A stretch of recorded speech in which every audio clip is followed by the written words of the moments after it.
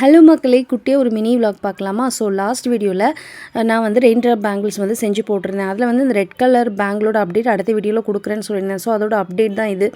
So நான் என்ன நினைக்கிறேன் அப்படின்னா, பேசாமல் பருத்தி மூட்டை குடோன்லேயே இருந்திருக்கலாம் அப்படின்ற மாதிரி நான் ரெயின் ட்ராப் பேங்கிள்ஸை கடையிலேயே வாங்கியிருந்துருக்கலாமே அப்படின்ற மாதிரி தான் இருந்துச்சு. ஏன்னு கேட்டால், நான் ஃபஸ்ட்டு காமிச்சிருக்கிறது ஒரிஜினல் கடையில் வாங்கினது. இந்த டார்க் ரெட்டு பெருசாக இருக்குல்ல பீட்ஸ், அது வந்து நான் பண்ணது. ஸோ அந்த பிளெயினாக நம்ம பீட்ஸ் மட்டும் ஒட்டி வச்சா கூட கொஞ்சம் நல்லா இருக்குது. இந்த ரெயின் ட்ராப் பேங்கிள்ஸை வந்து நான் ரெப்ளிகா அந்தமாரி பண்ணுவேன்னு சொல்லிட்டு இந்த சுகர் பீட்ஸை மேலே ஒட்டி வச்சு கரும்புளி செம்புளி குத்துன மாதிரி ஆயிடுச்சு. எனக்கு வந்து பர்சனலாக வந்து அந்த சுகர் பீட்ஸ் வச்சது வந்து பிடிக்கவே இல்லை. ஸோ பிளெயினாக உள்ளது கூட கொஞ்சம் நல்லா இருந்தது. ஸோ நீங்கள் என்ன நினைக்கிறீங்கன்னு சொல்லி உங்கள் கருத்தை வந்து கமெண்ட்ஸில் வந்து அள்ளி தெளிங்க.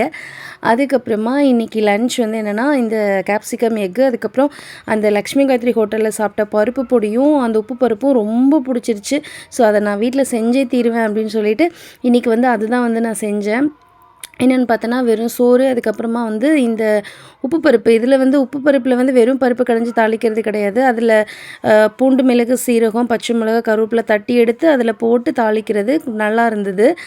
அப்புறம் இந்த ஆந்திரா பருப்பு பொடி வந்து 2-3 ரெசிபிலாம் நல்ல ரெஃபரன்ஸ் எடுத்து நோட்ஸ் எடுத்து கஷ்டப்பட்டு நான் செஞ்சு எடுத்தேன். என் வீட்டுக்காரர் என்னன்றாரு, "ஏன்டி இது இட்லி பொடி மாதிரி தான் இருக்குது" அப்படின்னு சொல்லிட்டாரு ஒரே வார்த்தையில். "அட போங்கப்பா, இவர் என்னைக்கு நம்மளை பாராட்டினார்" அப்படின்னு சொல்லிட்டு நான் பாட்டு சாப்பாட்டில் போட்டு சாப்பிட ஆரம்பிச்சிட்டேன்.